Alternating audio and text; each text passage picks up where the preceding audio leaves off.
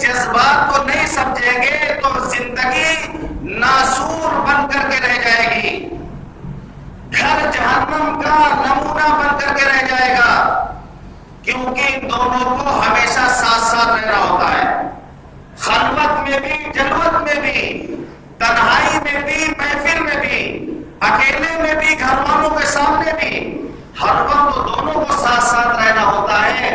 اس لیے ایک دوسرے کے حقوق کو جب تک ادا نہیں کریں گے زندگی میں سکون اور اطمینان حاصل نہیں ہوگا۔ شوہر کا کیا مقام ہے، شوہر کا کیا مرتبہ ہے؟ میں نے اس موضوع کو اس لیے اختیار کیا کہ بہت سارے مسائل میرے پاس آ چکے ہیں بیوی کے تعلق سے۔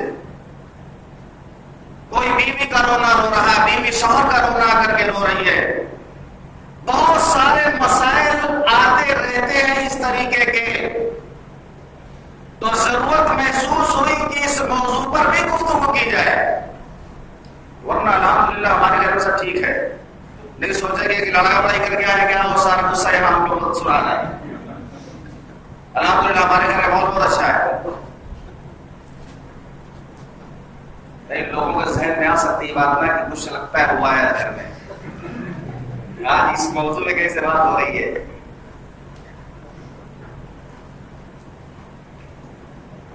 بہرحال قرآن کے احکام سب کے لیے ہے، حضور پاک صلی اللہ علیہ وسلم کا فرمان سب کے لیے ہے، ہر شوہر کے لیے ہے، ہر بیوی کے لیے ہے۔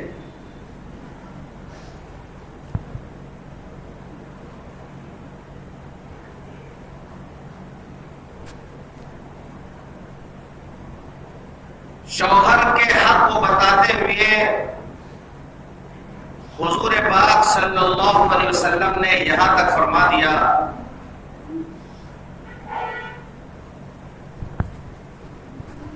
کہ اگر میں کسی مخلوق کو سجدہ کرنے کی اجازت دیتا،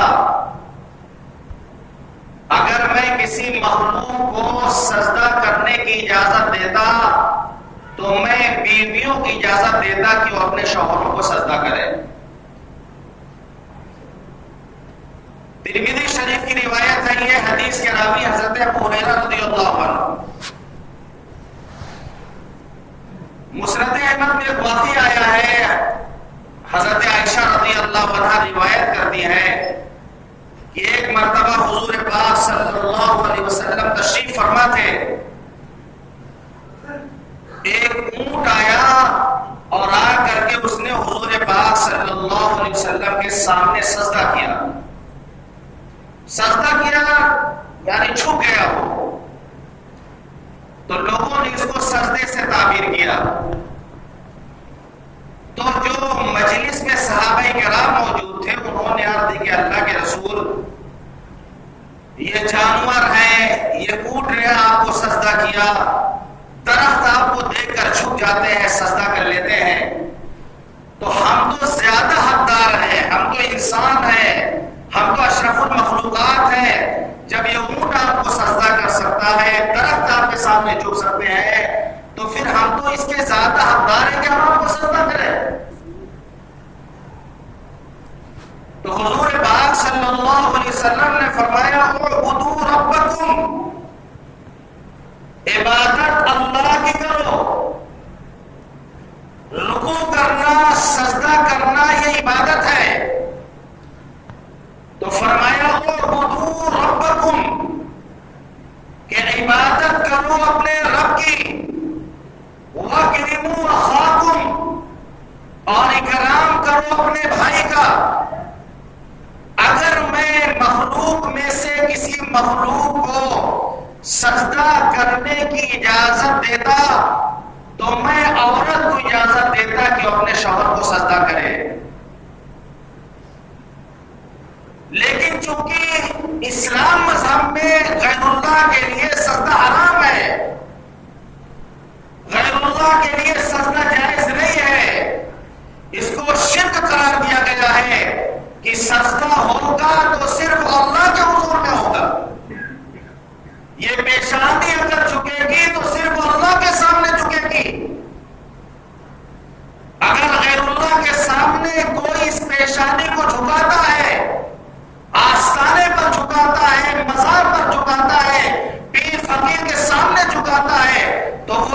پیشانی کی توہین کر رہا. اسلام میں غیر اللہ کے لیے سجدہ جائز قرار نہیں دیا گیا.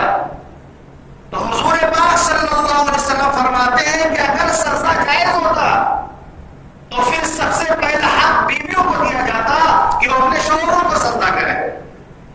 لیکن کیونکہ سجدے کی اجازت نہیں دی گئی تو اختیار ان کو بھی نہیں دیا گیا. لیکن شوہر کے مقام کو بتایا گیا کہ شوہر کا مقام کیا ہے، شوہر کا مرتبہ کیا ہے.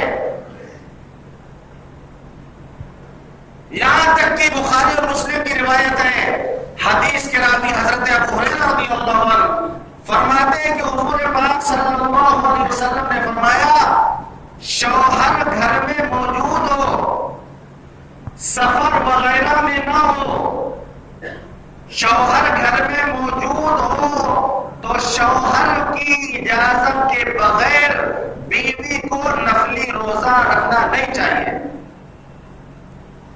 روزہ رکھنا عبادت ہے، روزہ رکھے کہ اس کو ثواب ملے گا، لیکن نفلی روزہ بھی شوہر کی اجازت کے بغیر بیوی کو نہیں رکھنا چاہیے. شریعت نے اس کو یہ نہیں دیا. بیوی کا دل چاہ رہا آپ روزہ رکھیں. روزہ کیوں رکھنا چاہتی ہے؟ تاکہ اس کو ثواب ملے.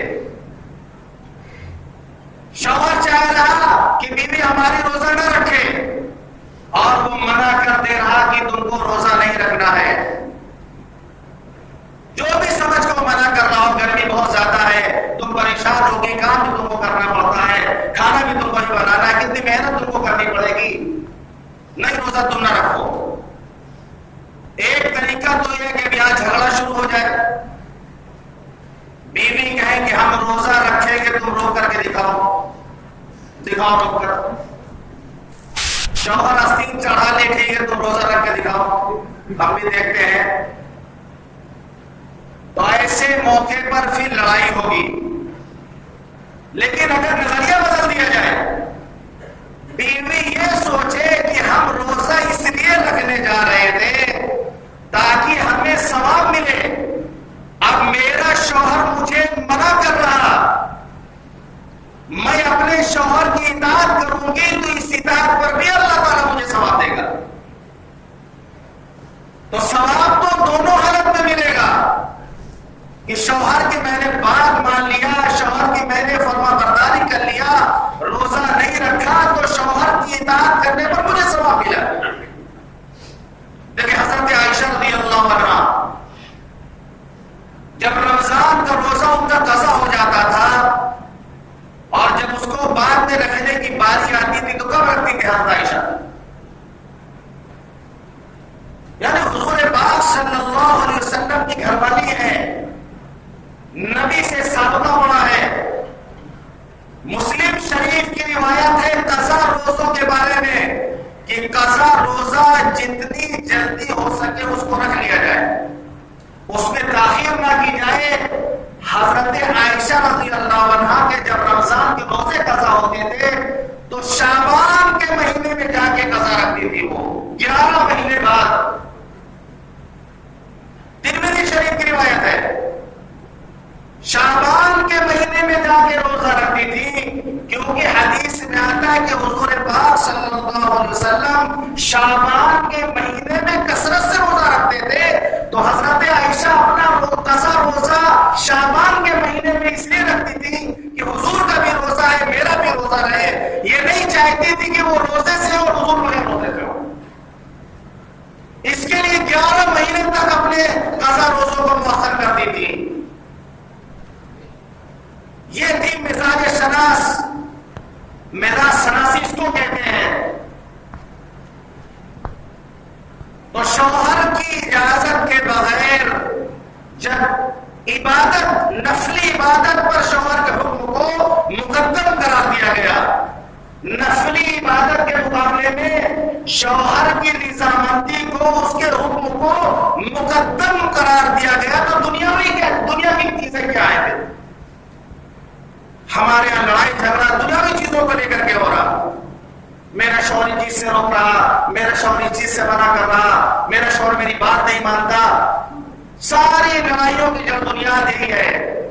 تو جب بیوی یہ سمجھ لے کہ نفلی عبادت کے مقابلے میں شوہر کی فرما برداری کو زیادہ اہمیت دی گئی ہے، تو ظاہر سی بات ہے جب وہ دین کے معاملے میں اطاعت کرے گی تو پھر دنیا کے معاملے میں تو بدرجہ اور اطاعت کرنی چاہیے.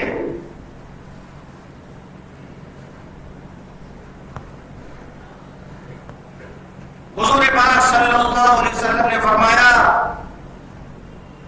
حدیث کے راوی حضرت انس رضی اللہ عنہ،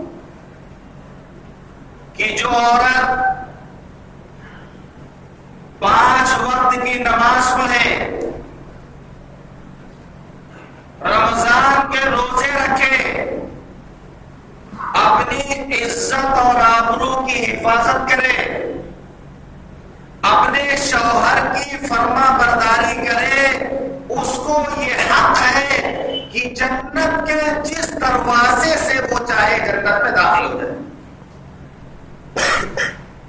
یہ مقام شوہر کی اطاعت کا، اللہ کی عبادت کرے، نماز کی پابندی کرے، رمضان کے روزے رکھے، عزت و آبرو کی حفاظت کرے، شوہر کی اطاعت اور فرما برداری کرے تو جنت کے جس دروازے سے چاہے وہ جنت میں داخل ہو جائے.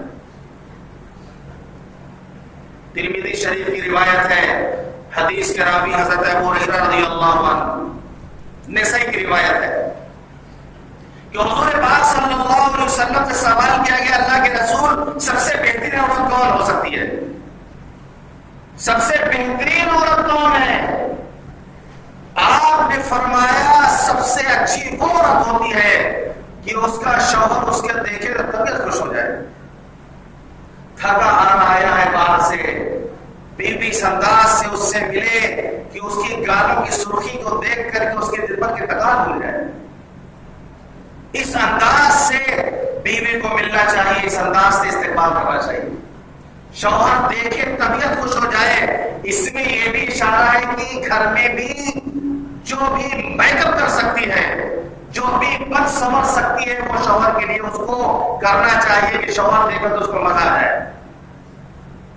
سارا پیسہ بھی جانا شوہر دے گا، لالی، کریم، پاؤڈر اور کرکری اور جتنا میک اپ کا سامان، سارا پیسہ شوہر کا لگتا ہے. شاید بیچارہ وہ دیکھے نہیں پاتا میک اپ کی اس میں بھی، کیونکہ میک اپ ہوگا میرج ہال میں. جب میرج ہال جائے گی تب میک اپ ہوگا، مارکیٹ کریں گی تب میک اپ ہوگا، گاڑی میں بائک میں پیچھے بیٹھیں گے میک اپ کر کے پوری دنیا دیکھے شوہر کا منہ طرح میں گاڑی چلا رہا. وہ بیچارہ اسی موقع پر نہیں دیکھ پا رہا، وہ تو گاڑی چلانے میں لگا ہوا ہے اور سارا فائدہ باہر میں لوگ اٹھا رہے. تو پیسہ شوہر کا لگے اور بیچارہ وہ بیوی کو اچھی حالت میں دیکھنے کے لیے طرف جائے. تو فرمایا سب سے بہترین عورت وہ ہے کہ اس کا شوہر اس کے دیکھے تو خوش ہو جائے. تو اس میں نصیحت یہ کی گئی ہے کہ گھر میں عورتوں کو زیادہ بر سنور کے رہنا چاہیے.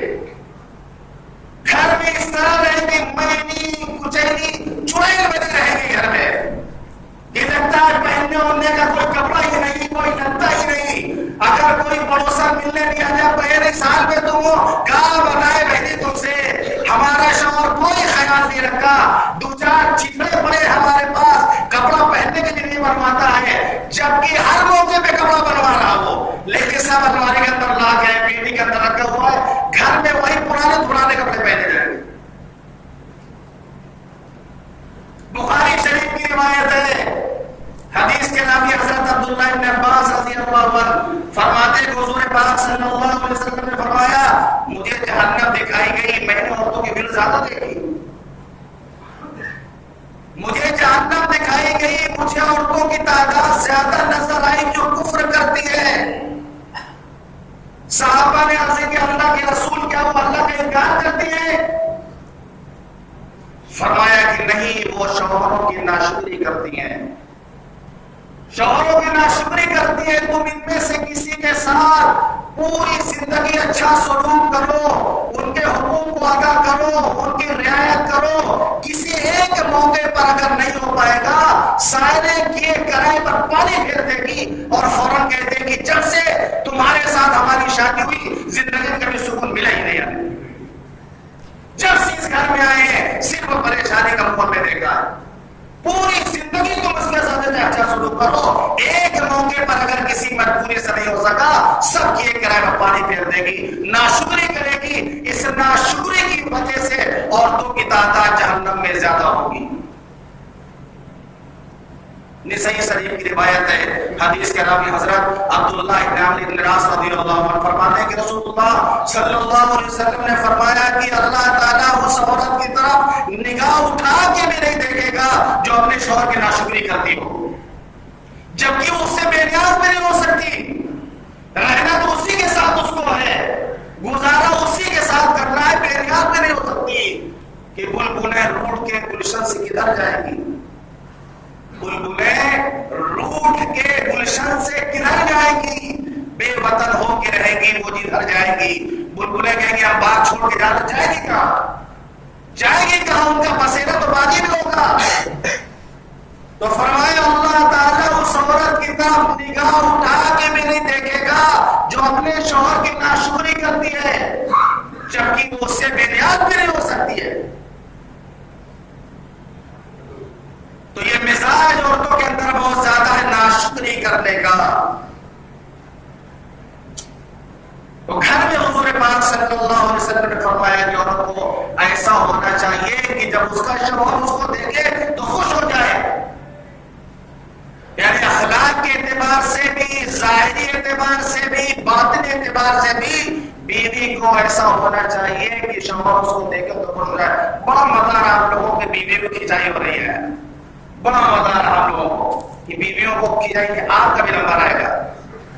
ہم اس لیے بتاتے رہے کہ غصہ ہو رہی ہوں گے لوگ کہ سب ہمیں لوگوں کے بارے میں بتایا جا رہا ہے اور یہ لوگ مرد ہیں, مولانا بھی مرد ہے, تو اپنے بارے میں کیوں بتائیں گے کہ ایک آدمی اور ایک شیر ایک گھر میں داخل ہوئے, ایک فوٹو لگی ہوئی تھی اس میں کہ ایک شیر کو ایک انسان گرا کر کے اس پر چڑھا بیٹھا ہوا ہے.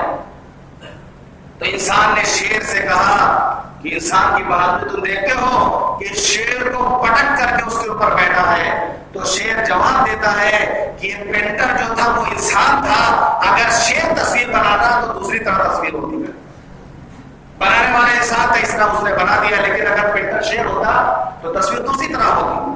تو مولانا صاحب بھی مرد ہیں, سننے والے بھی مرد ہیں, اور خود جو ہے باتیں ہو رہی ہیں ہم لوگوں کے بارے میں. نہیں, جو مردوں کا جب موقع آئے گا تو اس کو بھی بیان کیا جائے گا, وہ بتایا جائے گا. تو حضور پاک صلی اللہ علیہ وسلم نے فرمایا کہ اچھی عورت وہ ہے کہ شوہر اس کو دیکھے تو خوش ہو جائے, جب وہ کسی کام کا حکم دے تو اس کو بجا لائے, اور جب وہ غیر حاضر رہے, گھر میں نہ رہے, تو اپنی عزت اور شوہر کے مال میں ایسا تصرف نہ کرے جو شوہر کو ناگوار معلوم ہوگا.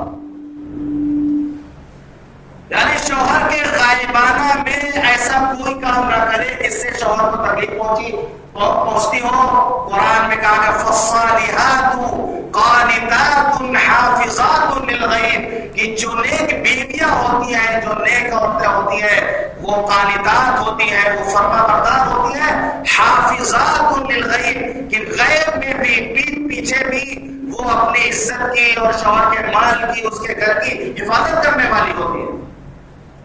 یہ اچھی عورتوں کی تعریف کی گئی. تو ایسا کوئی کام عورتیں نہ کریں جس سے اس کے شوہر کو تکلیف پہنچے. اگر شوہر کو ناپسند ہے کہ میری بیوی فلاں لوگوں سے بات نہ کرے تو نہیں کرنا چاہیے اس کو.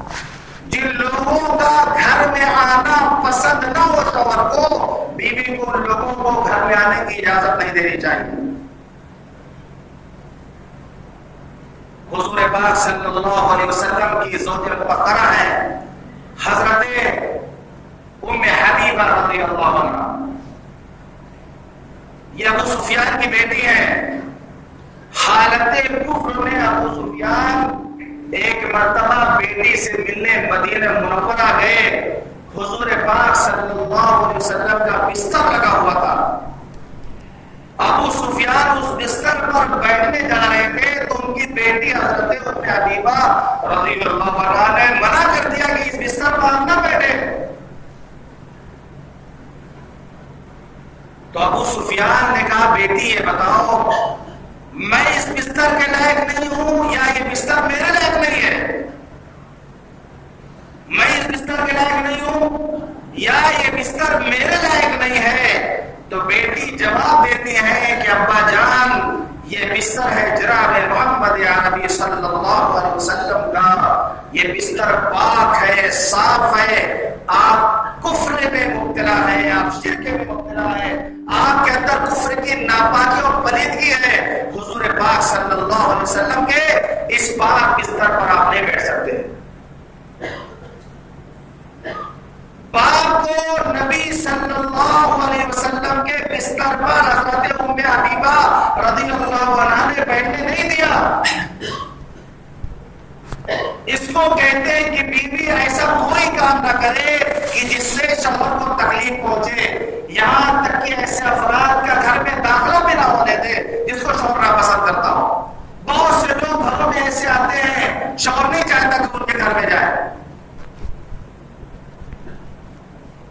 ایسے موقع پر اگر ان کا آنا جانا ہوگا چاہے وہ عورت ہی قسمت ہی کیوں نہ ہو. بہت سی عورتیں ایسی ہوتی ہیں جو عورتوں کا مزاج خراب کرتی ہیں. گھر میں جائیں گی وہ اپنی غربت کی حالت میں زندگی گزر رہی ہے پھر بھی وہ خوش ہے، اپنے شوہر کے ساتھ راضی ہے. بہن تمہارے پاس یہ چیز نہیں ہے، ایسا نہیں ہے، ویسا نہیں ہے. ارے تمہارے گھر میں سامان نہیں ہے، ہمارے یہاں گھر کا فریج رکھا ہوا ہے، تمہارے گھر پانی پیتی ہو تم، ہمارے کمرے میں اے سی لگی ہے، تمہارے یہاں بڑا بڑا پنکھا لگا ہوا ہے. اب وہ آ کے تانا دے گی. اب بیوی ہے، عورت ہے، وہ جذبات کی ہو جاتی ہے. اب وہ شوہر سے ڈیمانڈ کرتی ہے کہ ہم کو ایسی چیز چاہیے، وہ چاہیے. محلے کی عورتیں کو تانا دیتی ہیں. اب شوہر بیچارہ پریشان ہوتا ہے، وہ نہیں چاہتا کہ ایسی عورتیں بھی ہماری بیوی سے آگے ملے. بیوی کہتی نہیں ملے گی تو عورتیں سے ملنے میں کیا عادت ہے. ایسی عورتیں جو گھروں کو اجاڑ رہی ہوں، ایسی عورتیں جو گھروں کو برباد کر رہی ہوں، آپس میں مل کر اگر شوہر کو ناپسند ہے تو بیوی کو اس کا لحاظ کرنا چاہیے کہ عورتوں کو گھر میں آنے کی اجازت نہیں دینی چاہیے. تو بہرحال شوہر کا مقام، شوہر کا مرتبہ بہت زیادہ بتایا گیا ہے. یعنی جیسا کہ آپ کے سامنے بات آئی کہ نفلی عبادت کے مقابلے میں، روزے کے مقابلے میں شوہر کی اطاعت اور فرمانبرداری بتایا گیا کہ شوہر کی بات ماننی چاہیے، چاہے نفلی روزہ نہ رکھنا ہو تو نہیں رکھنا چاہیے. تو آج ہمارے گھر کا جو ماحول خراب ہے یا گھروں کے اندر جو بگاڑ ہے اس کی وجہ یہ ہے کہ ہم غلط فہمیوں کا شکار ہیں. مثال کے طور پر مستدرک حاکم کی روایت حدیث کے کہ راوی حضرت عائشہ رضی اللہ عنہا فرماتی ہے کہ حضور پاک صلی اللہ علیہ وسلم نے فرمایا، حضور پاک صلی اللہ علیہ وسلم نے فرمایا کہ عورت پر سب سے زیادہ حق اس کے شوہر کا ہے. بیوی پر سب سے زیادہ حق اس کے شوہر کا ہے اور شوہر پر سب سے زیادہ حق اس کی ماں کا ہے. یہ نہیں فرمایا گیا بیوی کا ہے. شوہر یا مرد اس موقع پر بیچ میں آ کے اٹک جاتا ہے کہ جب گھر پہنچتا ہے تو ماں رو رو کر بیوی کی شکایت کرتی ہے، بیوی رو رو کر کے ماں کی شکایت کرتی ہے. شوہر پریشان ہے، ایک طرف ماں ہے، ایک طرف بیوی، کہاں جائے وہ؟ تو رہنمائی کی گئی ہے کہ عورت کے لیے تو سب سے بڑا اس کا شوہر ہے، لیکن شوہر کے لیے سب سے بڑی ذات جو ہے اس کی ماں ہے. بیوی کو نہیں کہا گیا ہے. یہ کسی عالم کا کہنا نہیں ہے، کسی مولوی کا کہنا نہیں ہے، یہ حضور پاک صلی اللہ علیہ وسلم کی حدیث ہے. اگر یہ حدیث ہماری نگاہوں کے سامنے ہو اور اس چیز کو ہم سمجھنے والے بن جائیں، بیویاں بھی سمجھ لیں کہ نہیں میرے شوہر پر زیادہ اس کی ماں، مجھ سے زیادہ حقدار اس کی ماں ہے، تو پھر ماؤں کو گھر سے باہر نہیں نکالا جائے گا، پھر ماؤں کو پریشان نہیں کیا جائے گا، پھر ماؤں کو اولڈ ہوم میں نہیں رکھا جائے گا. میں بھی ایک واقعہ پڑھا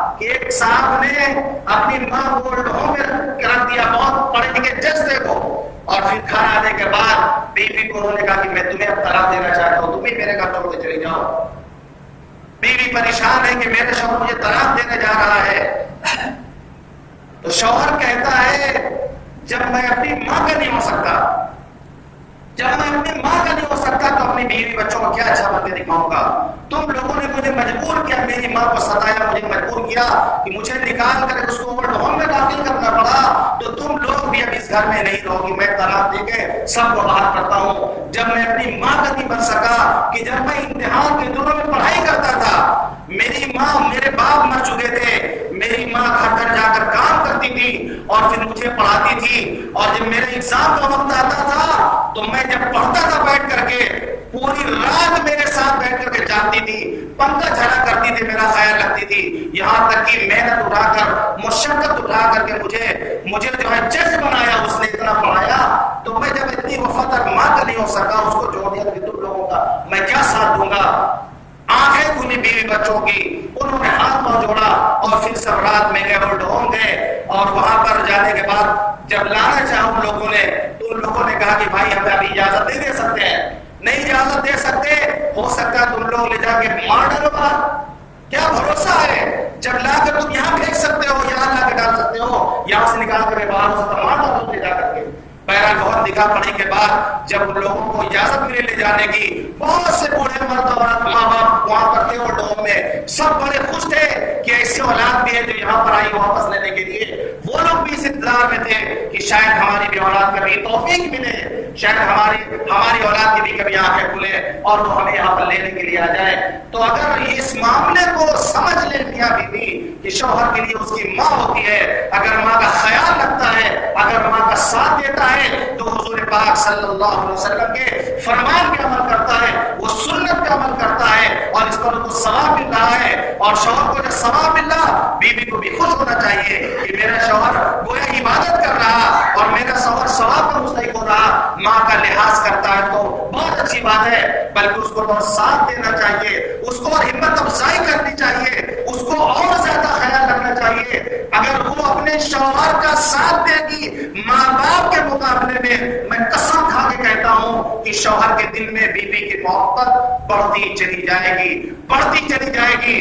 لیکن اگر بیوی روڑا بنتی ہے، رکاوٹ بنتی ہے، ماں باپ سے دور کرتی ہے، تو پھر وہ بھی آہستہ آہستہ اپنے شوہر سے دور ہوتی چلی جاتی ہے۔ یہ نسخہ ہے جناب محمد رسول اللہ صلی اللہ علیہ وسلم کا دیا ہوا، اگر ہم اس نسخوں کو اپنائیں، اس نسخے کو آزمائیں، اپنے گھروں کے استعمال کریں، تو انشاءاللہ ہم سب کا گھر جنت کا نمونہ بنے گا۔ اللہ تعالی ہم سب کو کہنے اور سننے زیادہ عمل کرنے کی توفیق عطا